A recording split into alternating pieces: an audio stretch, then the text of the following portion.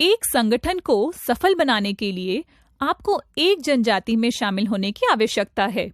ऐसा इसलिए क्योंकि उद्यमियों को भौतिक समुदायों में सदस्य की आवश्यकता होती है, जहां विचारों को साझा और आकार दिया जा सकता है।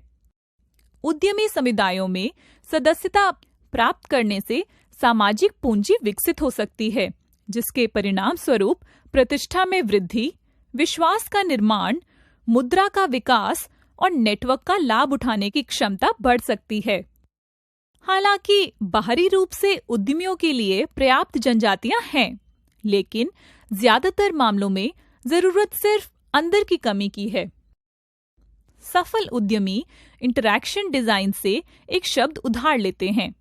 वे तब इस शब्द को संचार तकनीक के रूप में प्रदर्शित करते हैं, जिसे प्रगतिशील प्रकटीकरण कहा जाता है।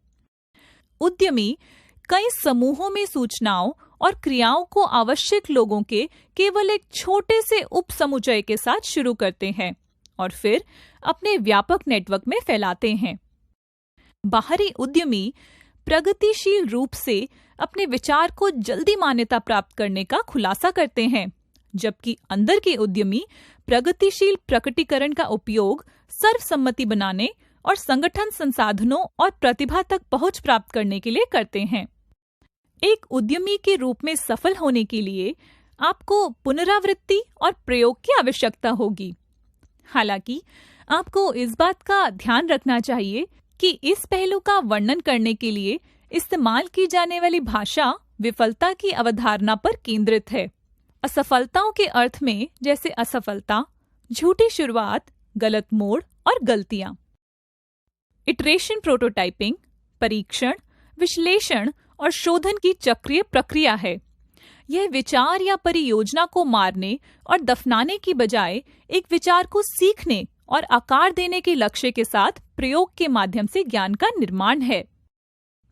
विफलता के रूप में तैयार किए गए उद्यम डरावने हैं और अक्सर निष्क्रियता की ओर ले जाते हैं।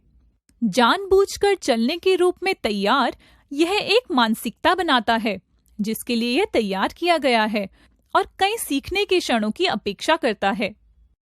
संगठन के बाहर के उद्यमी वित्तीय नुकसान को सबसे बड़ा जोखिम मानते हैं, लेकिन अंदर के उद्यमी अपनी अच्छी कमाई वाली सामाजिक पूंजी और सामाजिक प्रतिष्ठा को खोने के डर से स्तंभित हो सकते हैं।